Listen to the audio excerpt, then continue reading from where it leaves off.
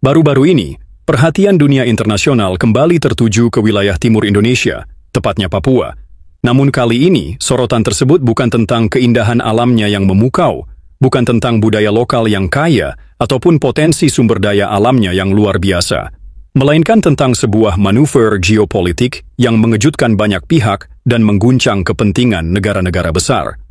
Rusia, salah satu kekuatan militer dan politik terbesar di dunia, secara resmi menyatakan keinginan mereka untuk menggunakan salah satu pangkalan udara milik TNI Angkatan Udara yang terletak di Papua. Sebuah langkah diplomatik yang langsung memicu kegelisahan, terutama di kalangan negara-negara barat.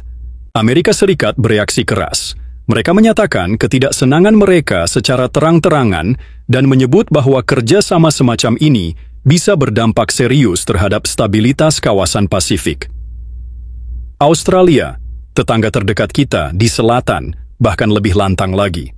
Mereka menyebut bahwa kehadiran Rusia di Papua adalah sebuah ancaman langsung terhadap keamanan nasional mereka. Pertanyaannya sekarang, mengapa mereka begitu panik? Mengapa kehadiran Rusia di wilayah Indonesia, yang notabene adalah negara berdaulat, membuat Amerika dan Australia seperti kebakaran jenggot? Apakah ini murni soal keamanan atau ada agenda tersembunyi yang selama ini mereka lindungi dengan berbagai cara? Dan lebih jauh lagi, apakah ini membuka tabir siapa sebenarnya yang selama ini bermain di balik tirai kekacauan yang terjadi di Papua?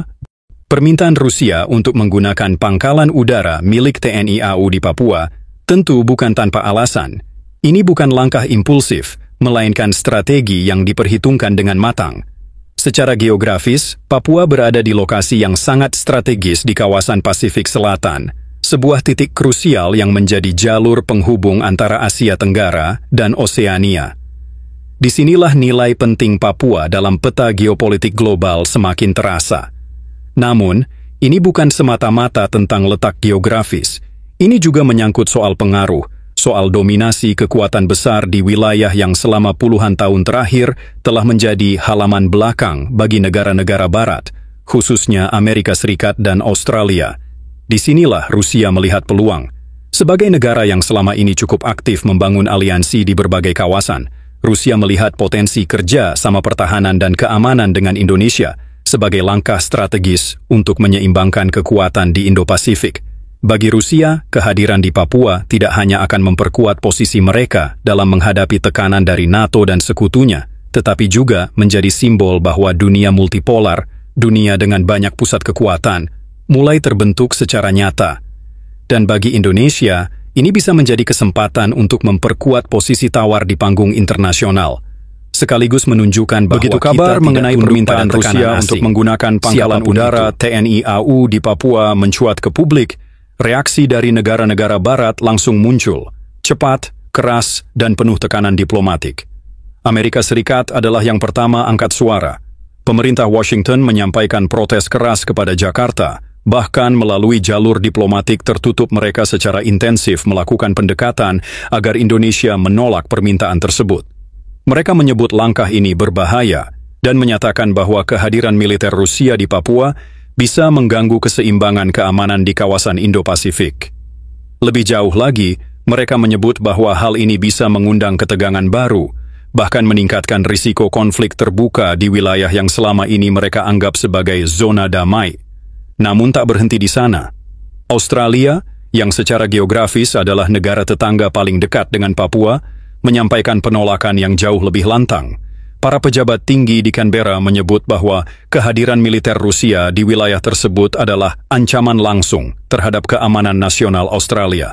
Mereka khawatir bahwa jika pangkalan udara Indonesia digunakan untuk kepentingan strategis Rusia, maka pengawasan dan kendali militer atas kawasan Pasifik Selatan bisa bergeser. Kekhawatiran itu bukan tanpa dasar, tapi juga mencerminkan rasa takut kehilangan dominasi yang selama ini mereka nikmati tanpa gangguan. Tapi yang menjadi pertanyaan besar di sini adalah, mengapa mereka begitu panik? Mengapa langkah kerjasama antara Indonesia dan Rusia, dua negara berdaulat, dianggap sebagai provokasi? Bukankah Indonesia memiliki hak penuh untuk menentukan arah kebijakan luar negerinya, termasuk memilih siapa yang akan menjadi mitra strategis dalam bidang pertahanan dan keamanan?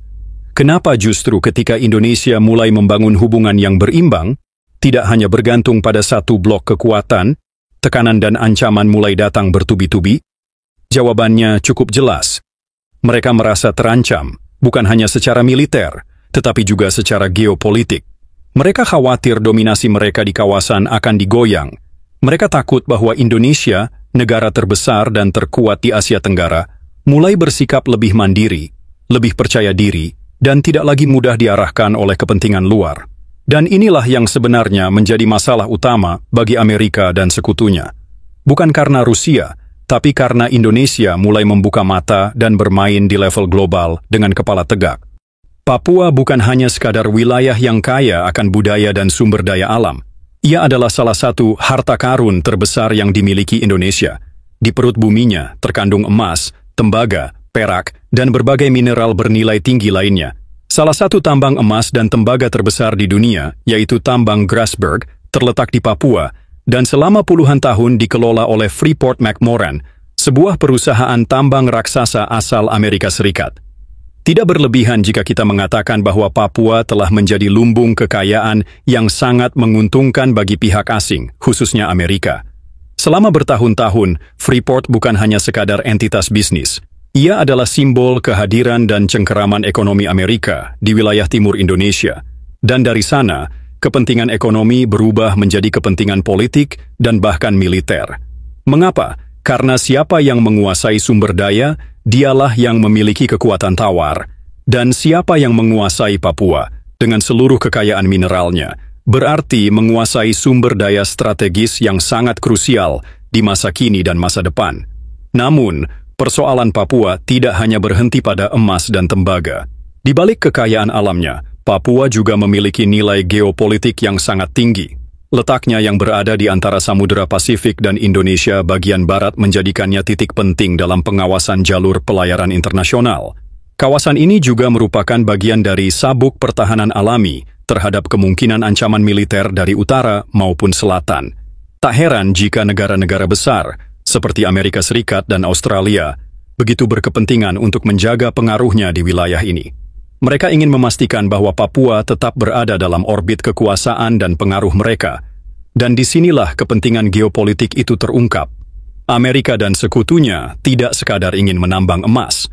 Mereka ingin menjaga pengaruh dominan mereka di kawasan Pasifik, khususnya terhadap dua rival besar mereka saat ini, Rusia dan China.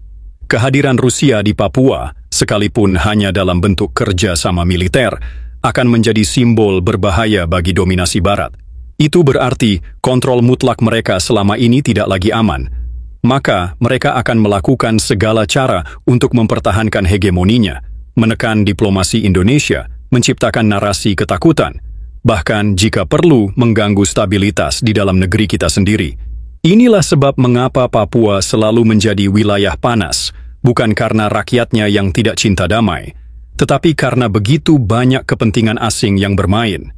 Mereka tidak ingin Indonesia kuat di Papua. Mereka ingin wilayah ini lemah, penuh konflik, dan mudah dimanipulasi. Karena hanya dalam kekacauanlah mereka bisa terus mengeruk, mengontrol, dan mengatur masa depan kita dari balik layar. Tak sedikit pengamat meyakini, konflik berkepanjangan di Papua bukan semata-mata soal hak asasi atau otonomi, tapi bagian dari proxy war, perang pengaruh. Ada yang tak ingin Papua stabil, ada yang ingin Indonesia terpecah. Siapa mereka? Ya, pihak yang saat ini panik kalau Rusia mendekat, Amerika dan sekutunya. Respons rakyat Indonesia, mayoritas menolak intervensi asing. Mereka lelah melihat Papua dijadikan ajang permainan geopolitik. Banyak yang mendukung langkah tegas pemerintah jika itu untuk menjaga kedaulatan. Indonesia harus berdiri tegak, tidak tunduk pada tekanan Barat, dan tetap menjunjung politik bebas aktif. Jika Rusia ingin bekerja sama dalam kerangka saling menghormati, mengapa tidak? Tapi Indonesia juga harus bijak, tidak menjadi alat kekuatan manapun. Harus menjaganya, membangunnya, dan memastikan tidak ada satupun kekuatan asing yang mencampuri urusan dalam negeri kita. Sudah saatnya benalu asing ini disingkirkan dari akar-akarnya. Papua bukan alat tawar-menawar geopolitik. Papua adalah Indonesia.